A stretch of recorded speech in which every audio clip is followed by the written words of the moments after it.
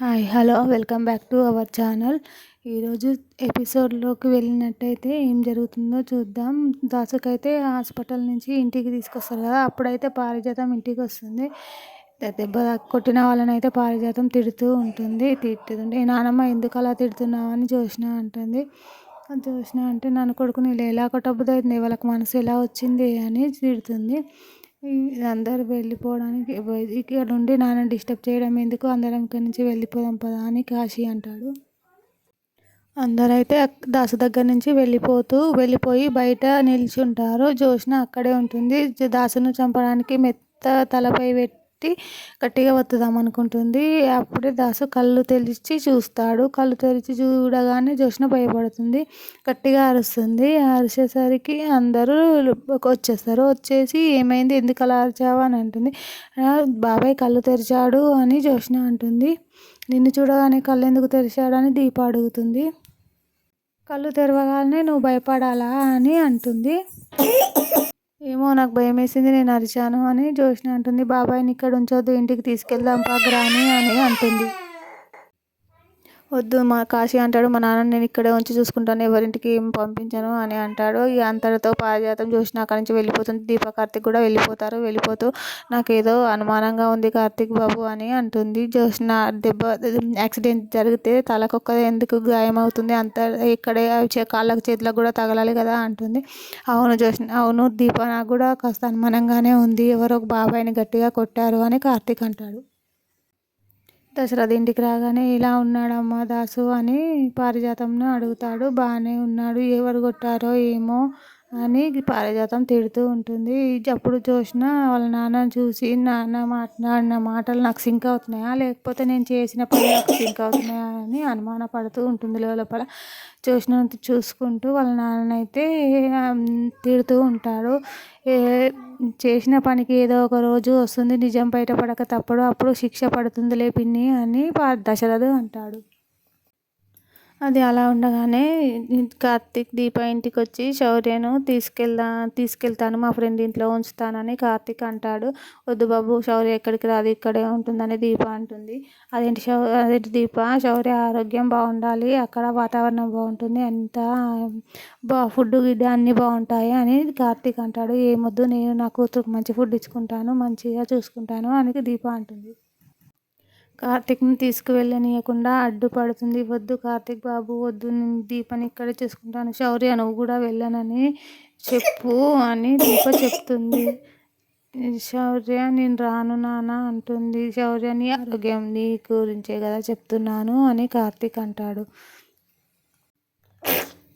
అయినా బలవంతంగా ఏదో రకంగా ఒప్పించి శౌర్యనైతే హాస్పిటల్కు తీసుకువెళ్తూ అక్కడ వెళ్తూ దారిలో దేవుడికి దండం పెట్టుకుంటారు. శౌర్య నేను ఎక్కడికి తీసుకువెళ్ళినా నువ్వేం వెళ్ళనొద్దు అని కార్తీక్ అయితే శౌర్యకి చెప్తాడు. దేవుడి గుడి దగ్గరికి వచ్చినాక కార్తీక్ తోటి శౌర్య వెళ్ళను నాన్న, నాకు భయం వేస్తుంది అని శౌర్య అంటుంది.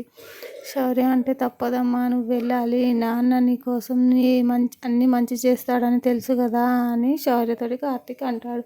సరే నాన్న, నీ మాట కోసం వెళ్తాను అని శౌర్య అంటుంది.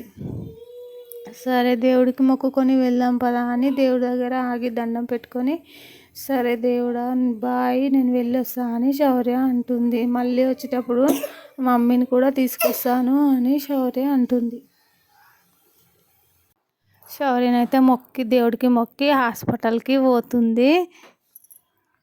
అదేంటి నాన్న నన్ను ఇక్కడికి తీసుకొచ్చావు, నాకు భయం వేస్తుంది అని శౌర్య అంటుంది. ఏం భయపడొద్దమ్మా, ఈ నాన్న ఉన్నాడు కదా, నాన్న ఉన్నాక నీకెందుకు భయం, అంతా ఈ నాన్న చూసుకుంటాడు, నువ్వేం భయపడకు, నేను అప్పుడప్పుడు వచ్చి వెళ్తాను, నేను లేనప్పుడు నీ దగ్గర కాశీ మామయ్య ఉంటాడు అని శౌర్యకి చెప్తాడు కార్తీక్. మరి అమ్మ రాదా అని శౌర్య అడుగుతుంది. అమ్మ వారం రోజులు అయిపోయిన తర్వాత మనం ఇంటికి వెళ్తాం కదా, అమ్మ ఇప్పుడు రాదు, మనం ఇంటికి వెళ్ళిన తర్వాతనే ఉంటుంది అని శౌర్యకి కార్తీక్ అంటాడు. హాస్పిటల్లో జాయిన్ చేయడానికైతే డబ్బులు కట్టి జాయిన్ అవుతారు. అప్పుడే నర్స్ వచ్చి సార్ ఇగో ఇది మీ రూము, మీరు ఇక్కడే ఉండొచ్చు అని కార్తీక్ నర్సు చెప్తుంది. సరే రూమ్లోకి అయితే కార్తీక్ శౌర్యని తీసుకొని వచ్చి అక్కడ పడుకోబెడతాడు.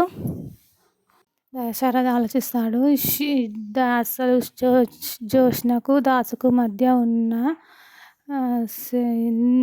సంబంధం ఏమిటి, దాసును జ్యోత్స్న ఎందుకు కొట్టింది అని ఆలోచిస్తూ ఉంటాడు.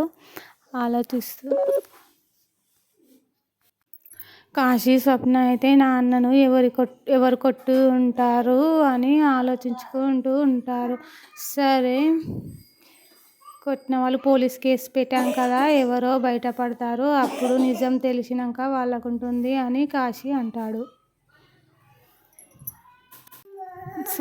కాంచన సుమిత్ర బాధపడుతూ ఉంటారు. ఏమైనా చెల్లి నువ్వైనా చెప్పొచ్చు కదా, శౌర్యను వాళ్ళ ఫ్రెండ్ ఇంటి దగ్గర ఎందుకు వదిలేయడం అని కార్తీక్ బాబుకు మీరు చెప్పొచ్చు కదా చెల్లెమ్మ అని అనసూయ అంటుంది.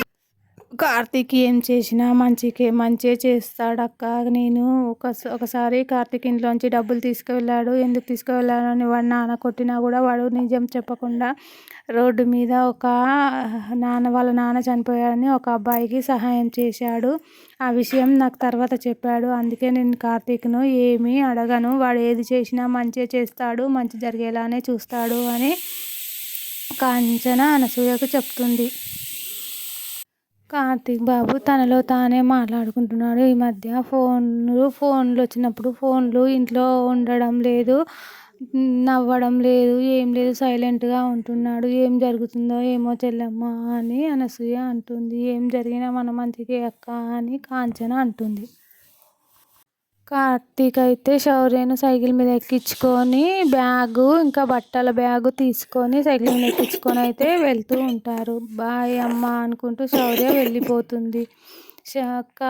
శౌర్య వెళ్తూ ఉంటే దీప మాత్రం అక్కడే ఉండి వాళ్ళు వచ్చేదాకా ఎదురు చూసుకుంటూ ఉండేలాగా ఆన్నే నిలబడి ఉంటుంది. దీప అక్కడే నిలబడి ఆలోచిస్తూ ఉంటుంది. Thank you for watching. రేపటి ఎపిసోడ్లో ఏం జరుగుతుందో తెలుసుకోవడానికి సబ్స్క్రైబ్ చేయండి, లైక్ చేయండి, సపోర్ట్ చేయండి. Thank you for watching.